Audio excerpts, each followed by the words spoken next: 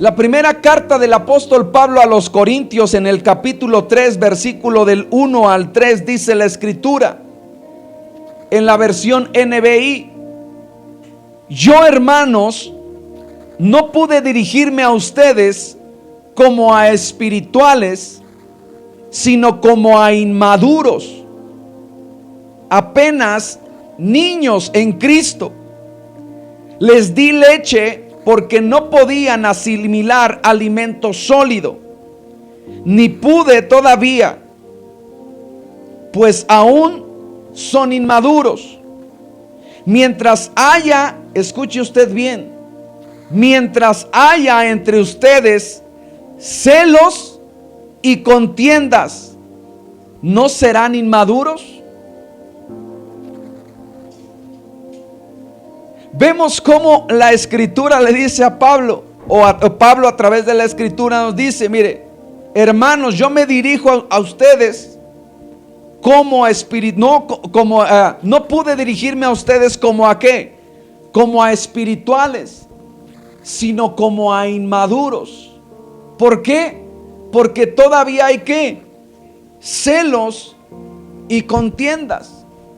En otras palabras, le está diciendo: porque no han aprendido a dialogar entre ustedes y a saber que no es uno ni otro, sino que son uno. Que no se trata de sacar provecho uno o beneficiarse uno solo, sino que todos tenemos que tener un mismo objetivo y una misma meta. Y vemos que el niño, cuando son niños, lo hemos visto cuando tenemos hijos o en los niños alrededor, que el niño algo tiene y es algo que se le tiene que enseñar. ¿El niño qué es? O algunos niños, ¿cómo son? Envidiosos, egoístas, que solo quieren la atención de papá y mamá para ellos, que solo demandan tiempo ellos, ¿sí? Que todos quieren que les hagan caso. Y como padres tenemos que empezar a enseñarles ¿a qué? A que compartan, ¿verdad? A que se comportan o que se conduzcan correctamente, ¿sí? Entonces, la madurez que debemos alcanzar es cuando nosotros hacemos a un lado los celos, las rivalidades, aún en la familia y mayormente en la familia de Cristo. ¿Y sabe por qué surgen los celos y las contiendas? Porque muchas de las veces no tenemos bien definido qué es o cuál es nuestro rol o nuestro propósito o función dentro de la iglesia. Y siempre queremos lo de la otra persona y no vemos lo que Dios nos ha dado. Ah, ella canta bien y yo no canto bien. Y yo quiero lo que ella tiene y ella quiere lo que la otra tiene. Y el otro quiere lo que el de atrás tiene. Y empiezan, ¿verdad?, a ver lo del otro y no ven lo que Dios les ha dado. Porque la Biblia dice que a cada uno por lo menos le ha dado un talento, algo especial. Pero como todavía no ha logrado descubrirlo, entonces empieza a querer o a desear lo que el otro tiene. El niño tiene un juguete, está jugando y ve el del otro y lo quiere. ¿Cierto o no es cierto? Y a veces el papá dice: bueno, te lo voy a dar. Y se lo quita y dice: ya no lo quiero. ¿Cierto o no es cierto? Por eso es que Pablo le dice: yo no puedo hablarle como espirituales, porque la gente espiritual, una de las características es que es gente madura. Gente que no se deja mover, como lo hemos visto, por emociones. O gente que no es almática. Es gente que sabe el rol que desempeña. la función que debe de realizar. Entonces ahí le dice, pues aún son inmaduros, mientras haya entre ustedes celos y contiendas, ¿no serán inmaduros? ¿Acaso no se estarán comportando según criterios meramente humanos? Otra de las traducciones dice pensamientos humanos. Y ahí es cuando empieza a crecer esa parte de que el enemigo pone dardos o pensamientos en nuestra mente, en la cual muchas de las veces nos hace sentir de una forma inferior, o ver, ¿verdad?, que la persona que está al lado o el que está enfrente es mejor que nosotros. Y nosotros tenemos que entender que Dios nos ha dado a nosotros capacidades diferentes. La Biblia enseña que nosotros como cuerpo de Cristo, ¿verdad?, somos diferentes en el cuerpo. Y el miembro más pequeño, ¿verdad?, aún es especial, tiene una función. Ahora, la Biblia enseña en la oración que leímos del Evangelio de Juan, en el versículo 22, la gloria que me diste. Jesucristo ora y le dice, la gloria que a mí me diste, yo les he dado para que sean uno. Y esta palabra de gloria viene del griego doxa, que significa honra.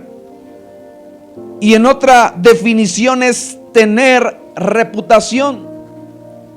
¿Qué quiere decir? Jesucristo ora y Él dice, Padre, que la gloria, ¿sí?, que la honra que a mí me diste, que el buen nombre que a mí me diste, yo se los he dado a ellos. ¿Para qué? Para que sean uno. Se nos ha denominado llamados ¿qué? Cristianos, ¿sí o no? Traducido significa ¿qué? Pequeños Cristos. Pequeños que van a llegar a una estatura de madurez como el varón perfecto que es ¿qué? Cristo Jesús. Entonces le dice, yo les he dado mi nombre, les he dado el reconocimiento, les he dado la honra con el fin de que sean ¿qué? Uno, que tengan identidad, que no sea Juanito, Pedrito, Panchito, sino que sean ¿qué? Cristianos, uno, Cristo, uno. No es lo que piense el pastor o no es lo que piense Noé.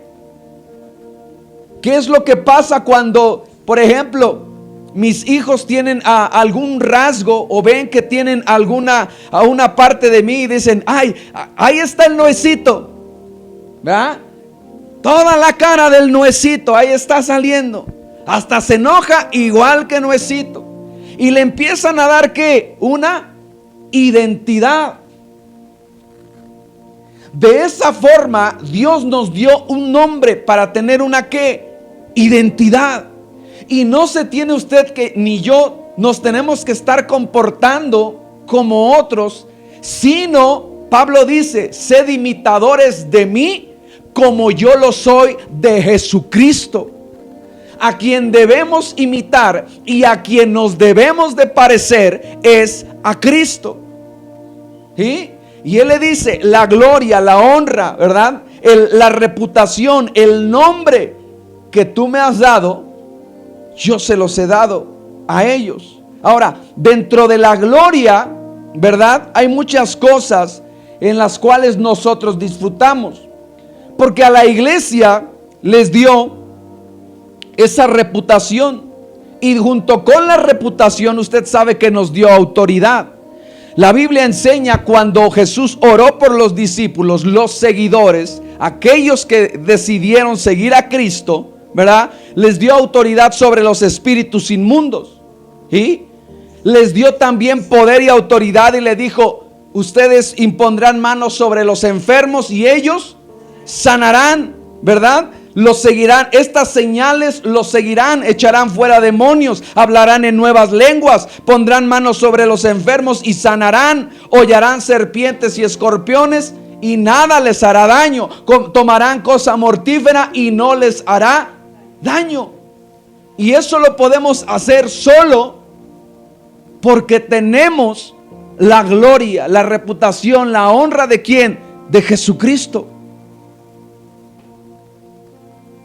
Pero hay dos cosas que hoy quiero trasladarle, que nos hemos de olvidado y que en lo personal o en lo particular yo creo o pienso que son muy importantes y que están en esa honra, en ese reconocimiento y que lo que nos nos debe de caracterizar como cristianos. El Evangelio de Juan, capítulo 1, versículo 16. Si usted me puede ayudar a darle lectura.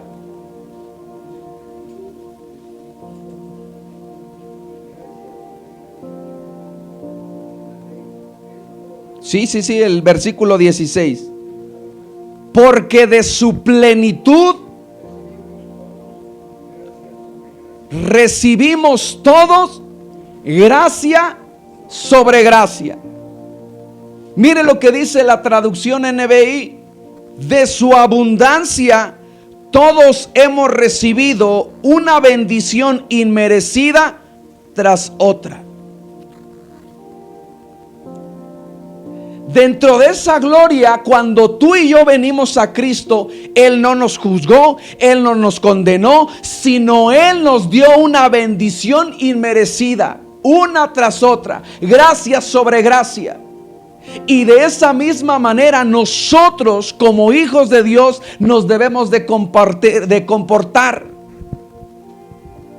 Lo mismo que he recibido del Señor, eso es lo que yo doy. ¿Qué recibiste de Dios? Gracia. ¿Yo qué recibí del Señor? Perdón. ¿Qué recibí del Señor? Amor. ¿Qué recibió usted del Señor? Libertad. ¿Qué recibió usted del Señor? Sanidad. ¿Qué recibió usted? Alegría. ¿Qué recibió? Paz. Entonces, ¿qué tiene usted que dar? Lo mismo. ¿Y por qué recibimos gracia? Y entonces lo que nosotros damos es condenación. ¿Por qué cuando nosotros recibimos paz, entonces finalmente a veces queremos entrar como la discordia? ¿Por qué si nosotros estamos recibiendo bien de parte de Dios, no estamos siendo ese canal de bendición para otros? Jesucristo, cuando lo abofeteaban, Él finalmente ¿qué hacía? Bendecía. Por eso es que le digo que esto es lo importante de la parte de la gloria que recibimos. La gloria, wow, milagros, sanidades. ¿Quién no quisiera? No, yo, Señor. Pero ¿quién finalmente da lo que Dios le ha dado, que es esa gracia y esa bendición inmerecida tras otra?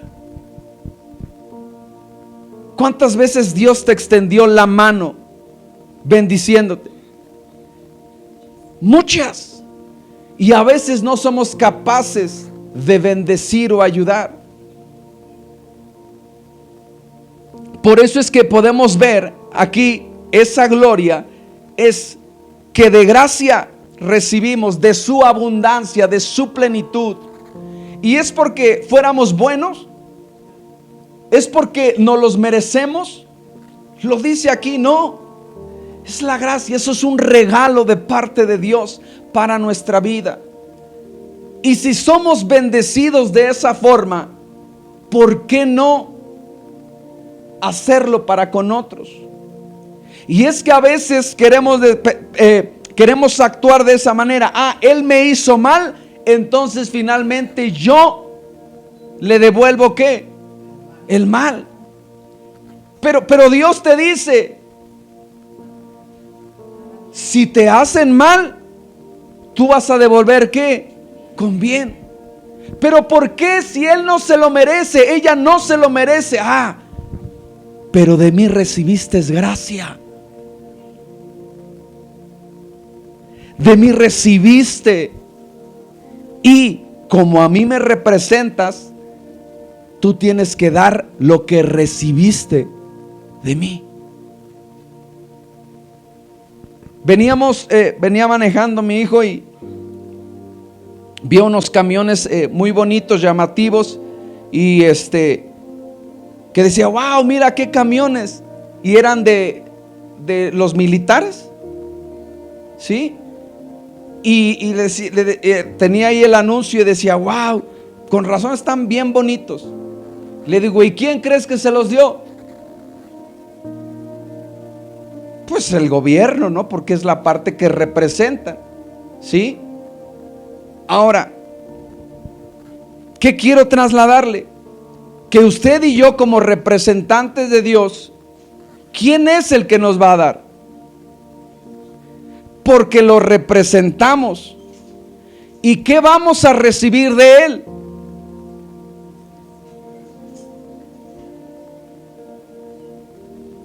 ¿Usted se imagina si le dan un buen camión y ese camión que le dan, finalmente lo anda trayendo todo sucio, lo anda trayendo con los vidrios rotos?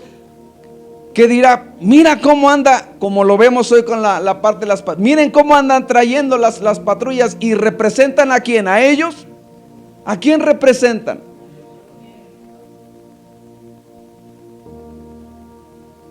Por eso es que cada vez que nosotros no estamos unidos, no hablan de usted ni de mí. ¿De quién hablan? ¿De la iglesia de quién?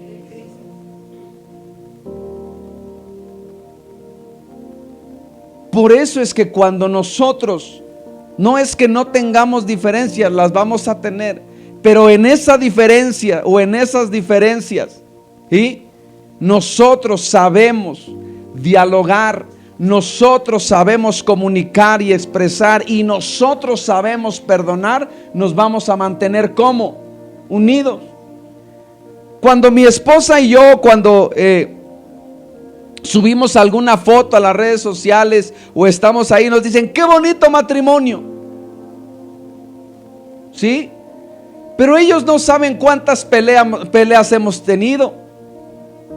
Ellos no saben cuántas veces hemos tenido diferencias.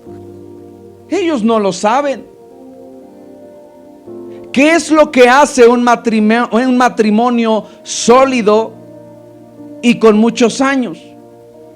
No lo hace que no tengan problemas, sino que a pesar de los problemas, sepan que tienen que estar unidos, que hay veces que tienes que perdonar aunque tú no tienes la culpa, que hay veces, ¿verdad?, que tienes que dar aunque no te hayan dado, que tienes que ser tú por el bien de ¿quién? Del matrimonio. Hay veces que dicen, ay, es que solamente lo hago por los hijos. No, es por el matrimonio. De esa misma manera, en el cuerpo de Cristo, nosotros tenemos que aprender a mantener, porque la unidad se mantiene. Ahí en el Evangelio de Juan, mire lo que dice, en el capítulo 20, en el versículo 22 al 23. Evangelio de Juan, capítulo 20, versículo 22 al 23. Si usted lo tiene, me dice amén. Dice la escritura: después de decir esto, sopló sobre ellos y les dijo, ¿qué les dijo? Recibid el Espíritu Santo. Y mire, después de haber recibido al Espíritu Santo, ¿qué fue lo que les dijo? A quienes perdonéis los pecados, estos les son perdonados. Y a quien retengas los pecados, o a quien no les perdones los pecados, estos les son retenidos. está hablando a los apóstoles, a los discípulos, aquellos que iban a ser enviados y a los que estaban ya formando la iglesia de Cristo.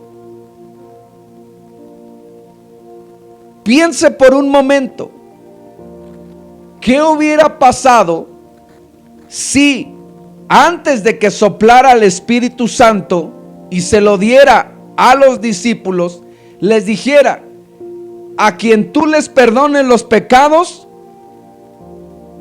serán perdonados, y a quien tú no se los perdones, no les serán perdonados? ¿Usted qué cree que harían los discípulos?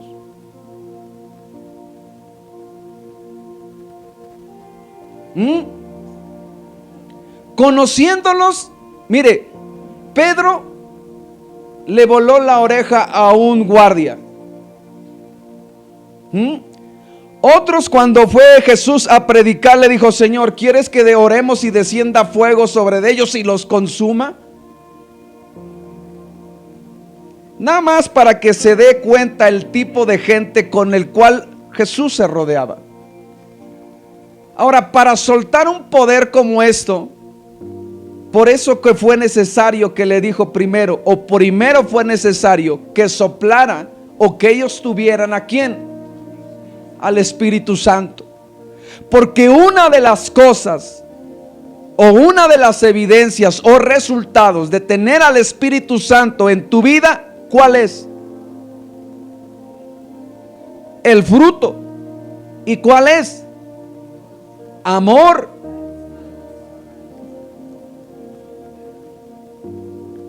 ¿Sí? Entonces, antes de darte algo tan poderoso, yo tengo que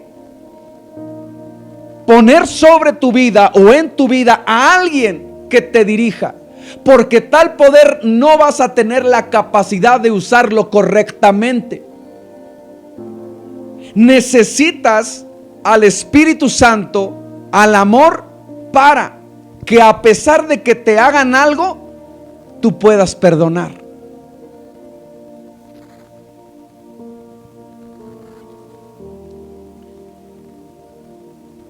Mire lo que dice el Evangelio de Mateo capítulo 6 versículo 12. Porque muchos pudieran decir: entonces si yo no perdono, entonces mire, va a tener pecados y entonces ahí Dios se lo va a agarrar. Porque mira Dios lo que me hizo. ¿Sí? Ya estamos en el Evangelio de Mateo capítulo 6 versículo 12. ¿Qué es lo que dice? Perdona el mal que hacemos, o perdona nuestras deudas. Y luego, ¿qué dice?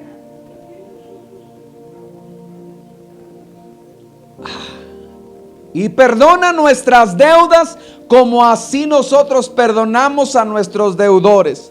Perdona, otra de las versiones, perdona nuestras ofensas como también yo perdono al que me ofende. Perdona sus transgresiones, los pecados, como yo perdono cuando vienen y me hacen daño. De la misma manera que nosotros oramos a Dios y le pedimos, Él también está diciendo: ¿y tú qué estás dando con aquel que tienes al lado? Y mire lo que dice en esta versión, versículo 13. Seguimos en Mateo 6 en el versículo 13. Y cuando vengan las pruebas, no permitas que ellas nos aparten de ti, y líbranos del poder del diablo. Van a venir situaciones en tu familia, en la iglesia, en el trabajo, en las cuales finalmente dice ahí en la oración: no permitas que ellas me aparten ¿de quién? De ti. ¿Cómo? Si hemos decidido ser uno, ¿cuándo te apartas de Él? Cuando finalmente no actuamos de acuerdo a lo que Él nos dice, y entonces actúas de acuerdo a ti mismo. Por eso es que dice, cuando venga, se lo voy a traducir a la versión mexicana. Cuando venga la prueba, no permitas que me salga lo González y que esto haga que me aleje de ti y finalmente el enemigo me pueda hacer daño con su poder. Porque dice, y líbranos del poder del diablo. Cuando vienen los problemas es cuando nosotros demostramos nuestra verdadera madurez. Es en los problemas, es en las pruebas, es en las circunstancias difíciles en donde se ve quién es una gente madura. Quién no se mueve tras una emoción, sino que finalmente, ¿qué es lo que hace? Actúa de acuerdo a la enseñanza que recibió de parte de Dios. Por eso le dice, y cuando vengan las pruebas, no permitas que ellas nos aparten de ti y líbranos del poder del diablo. Y mire lo que dice el versículo 14. Si ustedes perdonan a otros el mal que les han hecho, Dios, su Padre, que está en el cielo, ¿qué va a hacer? Los va a perdonar a ustedes. Pero si ustedes no perdonan a los demás, tampoco su Padre los perdonará a ustedes.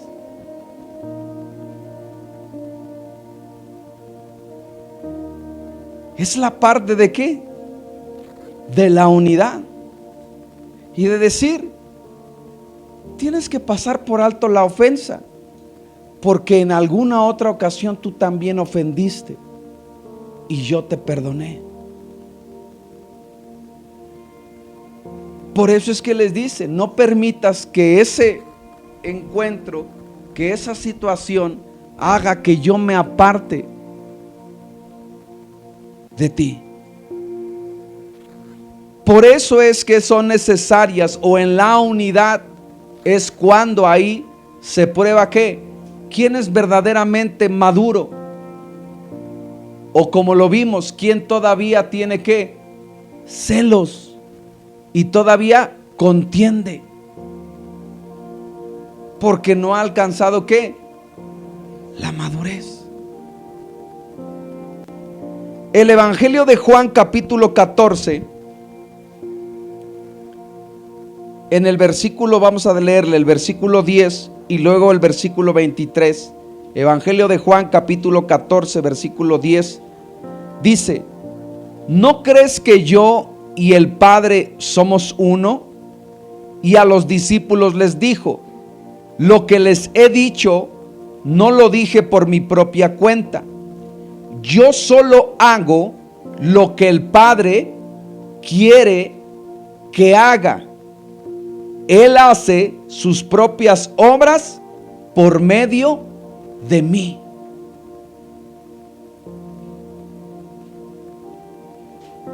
Cuando nosotros nos mantenemos unidos a Dios, entonces aquí habla Jesucristo y le dijo: yo no me muevo por mi propia cuenta. Yo hago ¿qué? Yo solo hago lo que el Padre quiere que haga.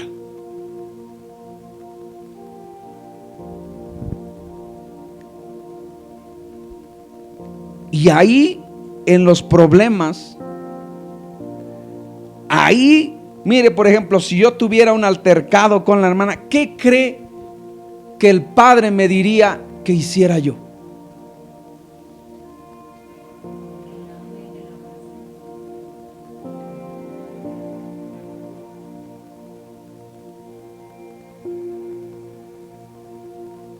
Por eso es que cada vez que tengas un problema, mi Padre, ¿qué quisiera que hiciera yo? Pero es que no sabe lo que me hizo. No, el Padre, ¿qué quiere que tú hagas? que ames, que perdones, que puedas entender, que olvides. Quizá que pases por alto esa ofensa. ¿Qué es? Porque conoces o no conoces al Padre Celestial.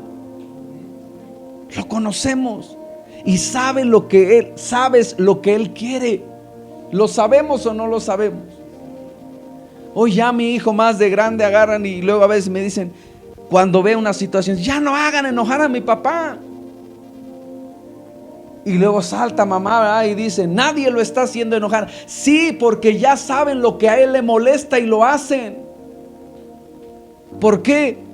Porque ya me conoce. Jesús le dice, tanto tiempo conmigo, dice, hablando Jesucristo, tanto tiempo conmigo, y dicen que no conocen al Padre. Yo sé que cada uno ha pasado tiempo con Dios y sabe, y saben también lo que Él quiere de ustedes. Pero a veces, ¿qué es lo que pasa? Todavía no estamos siendo uno con Cristo. Y no estamos siendo uno como iglesia. Porque se mueven los Pedritos, los Juanitos, los Ramírez, los Pérez, Juárez. Y no se mueven los cristianos. Y es ahí, por eso es que en donde dice, ya no vivo yo, mas Cristo vive en mí. Si Cristo vive en ti y en mí, ¿qué es lo que dice? No haríamos nosotros no haríamos lo que está en nuestra propia cuenta. ¿Haríamos qué? Lo que el Padre nos envió a hacer.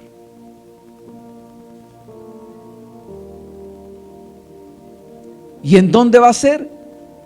Pues en los problemas, en las pruebas, en las adversidades. Es ahí en donde finalmente vas a tener ese crecimiento. Los niños dicen, ay, no, examen no. ¿Por qué? Porque finalmente va a sacar un resultado de tu aprovechamiento.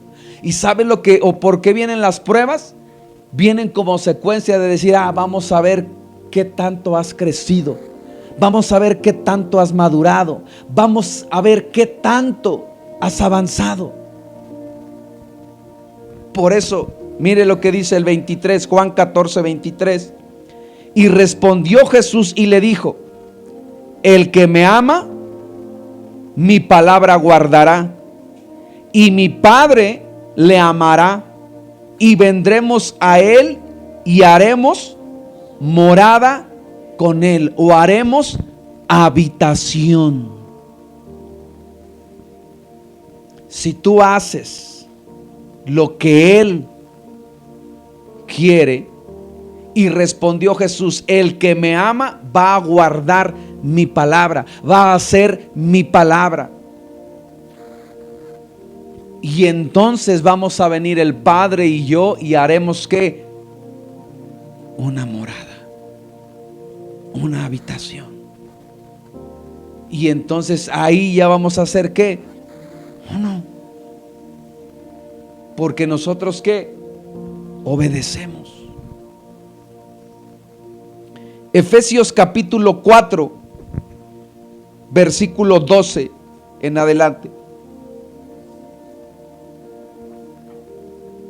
Efesios 4, 12 dice la escritura: Él fue quien les dio a unos la capacidad de ser apóstoles, a otros de ser profetas, a otros la de ser evangelistas y a otros la de ser pastores y maestros.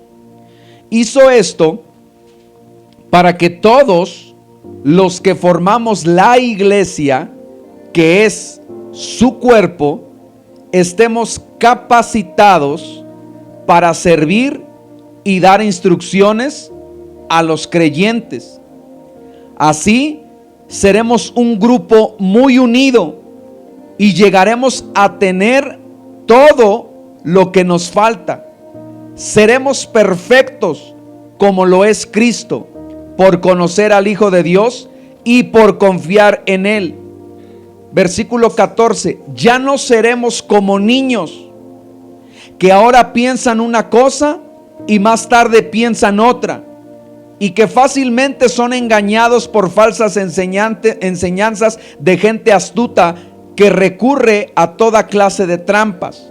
Al contrario, el amor debe hacernos decir siempre la verdad, para que en todo lo que hagamos, escuche usted bien esta versión, para que en todo lo que hagamos nos parezcamos cada vez más a Cristo, que es quien gobierna la iglesia.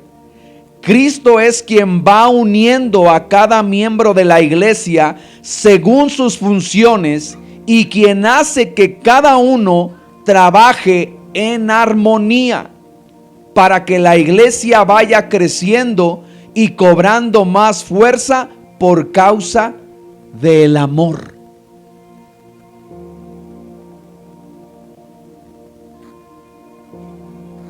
Vemos cómo dice que Dios instituyó, Dios dio a unos ser apóstoles, profetas, evangelistas, y cada uno de ellos los hizo para que formásemos ¿qué? La iglesia, que es ¿qué? El cuerpo, y que estemos o estarán ellos capacitados para servir y dar instrucciones de lo que Dios quiere. Amén. Y entonces dice el versículo 13, así seremos un grupo como muy unido y llegaremos a tener todo lo que nos hace falta. ¿Debido a qué? A la unidad. Pero cuando no hay unidad, no se logran las cosas, no se logran los objetivos. Véalo, mire nada más con la Torre de Babel. Los hombres se pusieron de acuerdo y dijo, hagamos una torre tan alta que llegue al cielo. ¿Y sabe qué dijo Dios? Voy a descender y voy a darles diferentes lenguas para que se confundan, porque estos ya se propusieron lo que van a hacer y lo van a conseguir, porque se pusieron ¿qué? De acuerdo y trabajaron ¿qué? Pero era para, ¿sabe para qué era esa torre? Para proclamarse más altos que Dios, o decir, miren, este es el epicentro de ahí, mira, el ser humano puede llegar tan alto como él quiera, que no necesitamos a Dios. Por eso es que Dios los confundió. Pero en esa parte dice, si se ponen de acuerdo, pueden conseguir lo que ellos quieran. Pero la iglesia no ha sabido ponerse de acuerdo. Platicábamos en uno de los estudios que estábamos tomando, y le decía alguien, o más bien en un comentario que vimos, decía, los satanistas, cuando se trata de hacer una cosa, ellos son unidos. Y ellos dicen, vamos a maldecir un lugar, van y lo hacen. Hacemos esto y lo hacen. La gente de otras sectas, cuando se proponen algo, van y lo realizan. Pero cuando la iglesia quiere hacer algo, ¿y por qué? ¿Y para qué? ¿Y quién dijo? ¿Y quién va a dirigir? Ah, no, si él es, no, yo no. ¿Y por qué hay que dar? ¿Para qué hay que dar?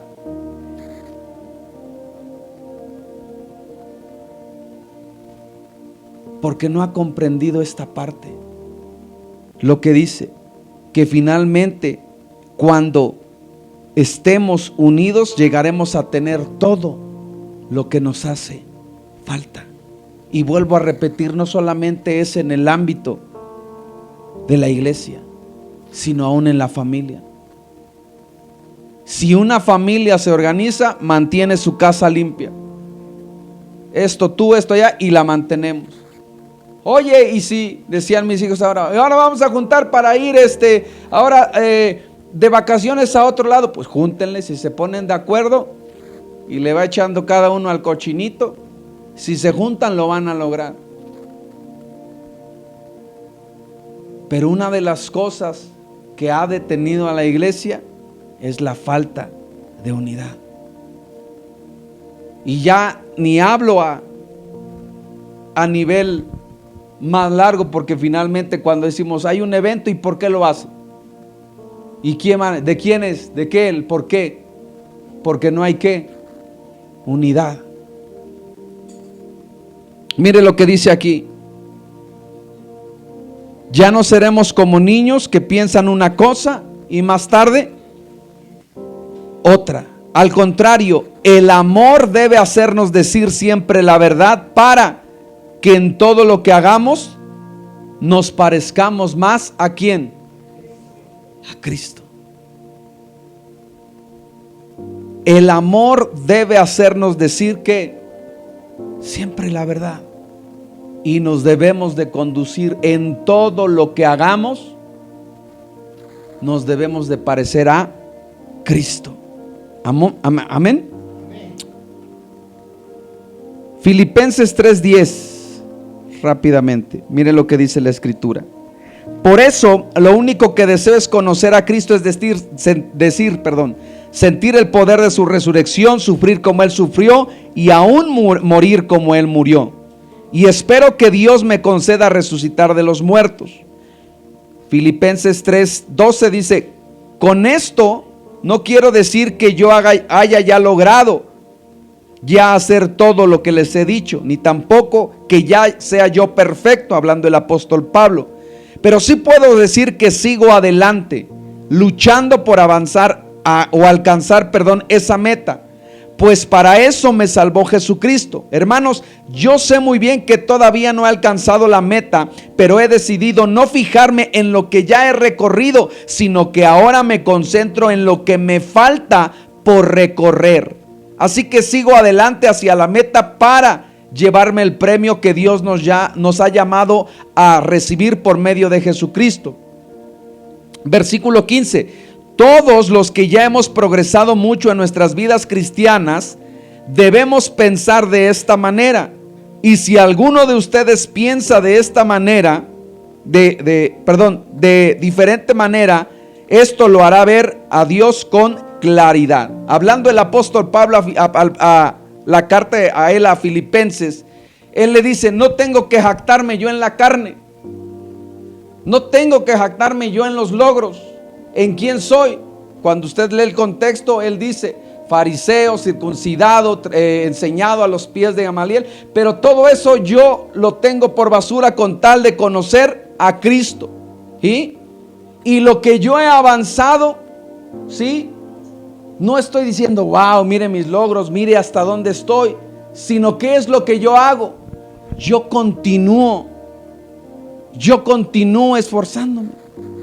Porque una de las cosas o de los errores cometemos es que dicen: pero yo oro más que ella.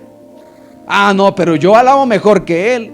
Y nos andamos comparando con otros cuando dice: yo ya voy alcanzado, yo voy aquí, ya voy grandes cosas recorridas. Pero no me estoy fijando en todo lo que llevo a recorrido, sino que sigo adelante, porque todavía no he alcanzado esa meta. Dice aquí finalmente: ni tampoco que yo sea perfecto, todavía maduro. Con esto no quiero, el 12, con esto no quiero decir que ya haya yo logrado o que haya hecho todo lo que les he dicho, ni tampoco que sea yo perfecto. Pero lo que sí puedo decir es que sigo adelante, lo sigo intentando, me sigo esforzando, sigo trabajando. ¿Por qué? Por ser unido, por ser maduro, por mantener la unidad. Y eso se requiere ¿de qué? de esfuerzo. De esfuerzo. Porque si no, dice, todos los que ya hemos progresado mucho en nuestras vidas cristianas debemos de pensar de esta manera. ¿De qué manera? De no decir, pues ya, yo conozco, mi esposa conozco, ya servimos al Señor, a mis hijos. Siempre hay más. Siempre tenemos que trabajar e ir por más. Amén. Colosenses 1:28, y de ahí ya no nos movemos. Colosenses 1:28. A quien anunciamos amonestando a todo hombre y enseñando a todo hombre en sabiduría, a fin de presentar perfecto en Cristo Jesús a todo hombre. ¿Qué se requiere también? Ahí esa palabra amonestar es aconsejar. Pablo le dice a los colosenses, a Jesucristo a quien anunciamos y aconsejamos, amonestamos a quienes, a todo hombre, enseñando a todo hombre toda sabiduría a fin de presentar perfecto en Cristo Jesús. ¿Sabe cómo los tenemos que presentar a ustedes? Perfectos, maduros. La Biblia enseña acerca del labrador, ¿sí? Y habla varias parábolas acerca de los servidores. Tan solo de la higuera, cuando demandó y le dice, hay fruto. Le dice, Señor, no la cortes, deja que yo haga un cerco, deje que la poda, dale una nueva oportunidad, que la riegue, que la abone. ¿Para qué? Para que crezca y dé fruto.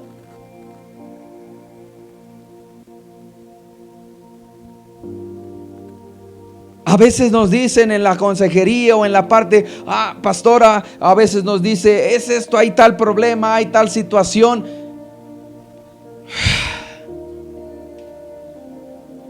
A veces dicen, ya se les predicó, ya se les enseñó, ya se les abonó, ya se les hizo cerco y otra vez hay que hacerlo a fin de presentarlos ¿qué?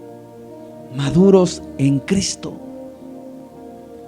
Para eso es necesario que aconsejarlos, pero también para eso es necesario que amonestarlos en amor, corrigiendo cosas que no los van a llevar a alcanzar esa madurez. Por eso es necesaria la amonestación. La Biblia enseña que finalmente deben de honrar a los pastores porque ellos ¿qué hacen? Velan como quien tiene que dar ¿qué? Cuenta. ¿A dónde se acaba esa responsabilidad? Señor, yo la regué, yo la aboné, yo la amonesté, yo la aconsejé, pero ella no decidió.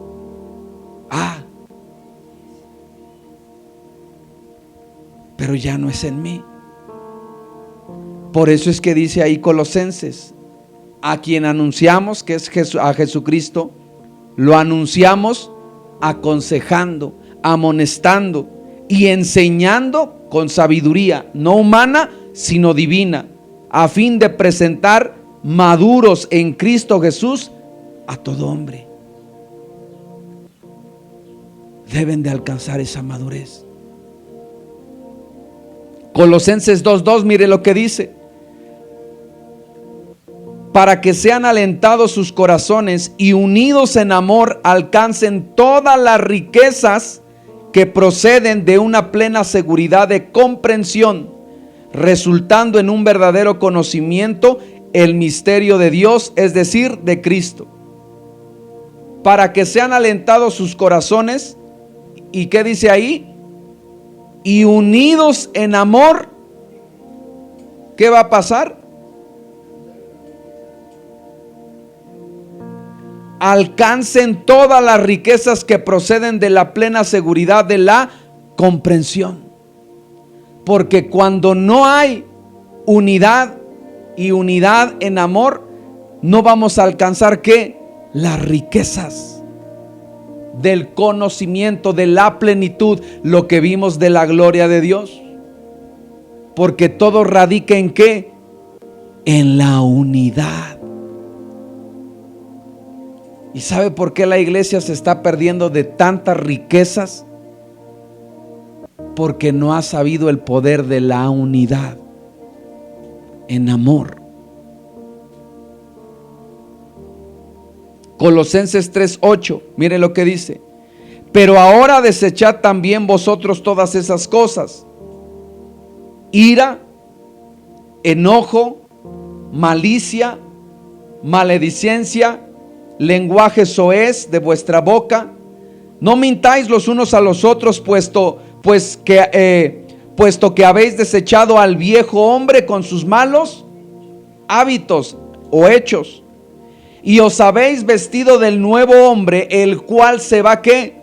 Renovando hacia un verdadero conocimiento conforme a la imagen del que lo creó. O sea, que nos vestimos de un nuevo hombre, el cual se va ¿qué? Renovando cada vez que nosotros vamos adquiriendo ¿qué? Conocimiento. Cada vez que usted viene aquí y recibe conocimiento, recibe la palabra de parte de Dios, entonces eso va a hacer que traiga ¿qué? Una renovación, ¿sí? A través del conocimiento, para que finalmente, o conforme a la imagen que lo creó. Usted no se sigue poniendo los pantalones o los vestiditos de 3 o 4 años. ¿O sí? A medida que usted va creciendo, usted va ¿qué? Va renovando su guardarropa, ¿verdad? A medida que usted viene a la iglesia y recibe una palabra, se va renovando su mente en el conocimiento, y usted va tomando más forma ¿de qué? De Cristo. Pero cuando usted no adquiere esa renovación por el conocimiento, entonces usted cada vez menos se parece a Cristo, a quien lo creó. Una renovación en la cual no hay distinción entre griego, judío, circunciso, incircunciso, bárbaro, escita, esclavo o libre, sino que Cristo es todo y en todos. Entonces, versículo 12: como escogidos de Dios, santos y amados, ¿cómo nos tenemos que revestir? De tierna compasión, bondad, humildad, mansedumbre y paciencia. Versículo 13: soportándonos unos a otros y perdonándonos unos a otros, y si alguno tiene queja contra otro, como Cristo os perdonó, así también hacedlo vosotros. Y esto es algo que usted se lo tiene que grabar y lo tiene que subrayar, porque dice ahí: como escogidos de Dios, santos y amados. ¿Sí? ¿De qué te tienes que revestir? De compasión, de bondad, de humildad, de mansedumbre y de paciencia.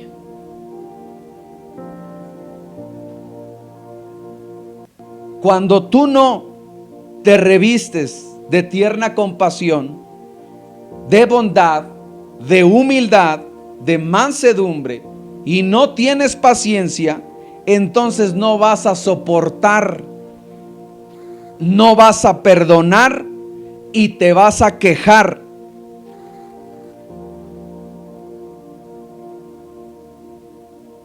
Porque no nos revestimos. Porque para que nosotros nos parezcamos, tenemos que reflejar de. Si yo le digo, no sé, vamos a vestir a alguien de patito. ¿Qué debe de llevar? Su piquito. ¿Qué más? Color amarillo. ¿Qué más? Sus patitas. ¿Qué más? Oh, tiene características, ¿verdad? Para que podamos, ¿qué? O dar la similitud y que digan, ay, qué bonito patito, o qué bonito niño vestido de patito. ¿Sí? Ahora, si nosotros reflejamos a Cristo, y dice aquí por eso, entonces, no como Noé, no como Iraí, no como Pedro, no como Juan, dice, como escogidos de Dios. ¿Y cómo es un escogido de Dios? Santo y amado. Y le dice ahí, te tienes que revestir. Te tienes que vestir. Estas son las características de los escogidos de Dios. Estas son las características de los santos. Y estas son las características de los amados por Dios. Este es mi hijo amado en el cual me complazco. ¿Por qué era su hijo amado? Porque en él había compasión, bondad, humildad, mansedumbre y paciencia. Y él soportó, y él perdonó, y aunque tenía de qué quejarse, dice que él no emitió ninguna palabra y como cordero fue llevado al matadero. Y cuando estaba ya en la cruz, el centurión dijo, verdaderamente este es hijo de Dios, porque tenía las características y daba evidencia de lo que era. Y eso es lo que debemos dar nosotros. Amén. Cerramos con esto. Primera de Pedro 5:8. Primera de Pedro 5:8. ¿Ya lo tenemos ahí?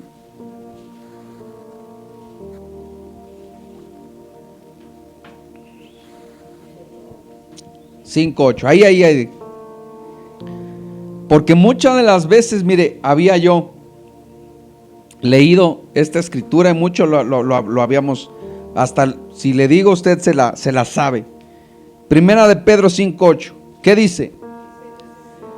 Sed de espíritu sobrio, estad alerta. Vuestro adversario, el diablo, anda al acecho como león rugiente, buscando a quien devorar. Pero resistidle firmes en la fe, sabiendo que las mismas experiencias del sufrimiento se van cumpliendo en vuestros hermanos en todo el mundo.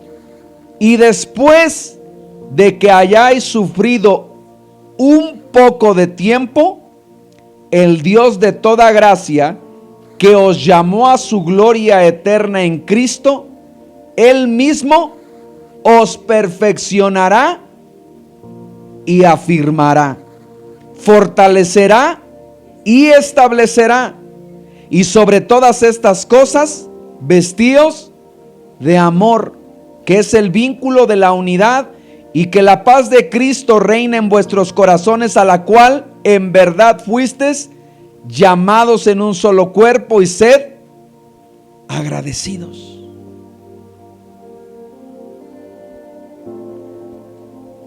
Cuando la Biblia habla de que debemos de ser de un espíritu que sobrio y estar alerta, es que tenemos que tener cuidado cuando hay esos problemas o esas circunstancias, no reaccionar carnalmente, porque el diablo anda buscando ¿qué?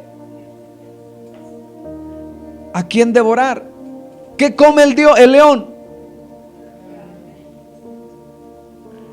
Cuando reaccionas en la carne, entonces finalmente ¿el qué hace? Él huele.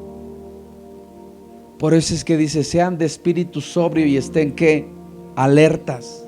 Resístanle firmes en la fe, sabiendo que las mismas experiencias de sufrimiento Es que me dolió. Es que usted no sabe lo que pasó. No. Son experiencias en las cuales la gente madura va a decir, ok, pero yo no le voy a dar lugar al diablo. Yo no voy a actuar en mi carnalidad. Lo que aprendimos, quita el enojo, la ira, la contienda, el maldecir, el hablar malas palabras. Yo nada más la digo cuando me enojo. Quítalas, porque eso vas a ver que le va a dar lugar a el diablo. Vas a sufrir, lo que decía pastor hace un rato, estamos llamados a qué, pero debemos resistirle. ¿Cómo? En la fe. En la fe. Y dice aquí, y después de que haya sufrido un poco de tiempo, el Dios de toda ¿qué? Gracia, que te llamó o que nos llamó a su gloria eterna, Él mismo ¿qué? Os perfeccionará. Él dará el último toque para decir que está maduro.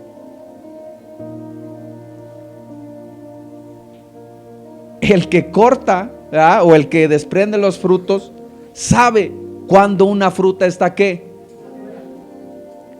Una vez compramos un fruto, no me acuerdo qué, y me decía mi suegra que tiene alguna experiencia. Estos los cortaron antes de tiempo y ya no van a madurar porque ya los cortaron. Y aunque los enredes en papeles, ya no maduran porque los cortaron antes de tiempo. El problema que nos alejemos de Cristo o de la iglesia es que cuando nos cortan antes de tiempo no vamos a alcanzar una madurez. Cuando le huyes a los problemas, cuando sales y te vas a otro lugar y te vas antes de tiempo, no estás siendo maduro. Él tiene que venir y decir, ya está madura. Dará el último toque para decir, este ya está preparado. ¿Por qué? Por las características que va a haber en ti. ¿Y cuál es el ejemplo? Jesucristo. Hasta que Cristo sea formado en cada uno de nosotros y lleguemos a esa estatura. Por eso nos debemos de vestir de amor, que es el vínculo de la unidad, y que la paz de Cristo reine en nuestros, a la cual en verdad fuimos llamados en un solo cuerpo, y sed agradecidos.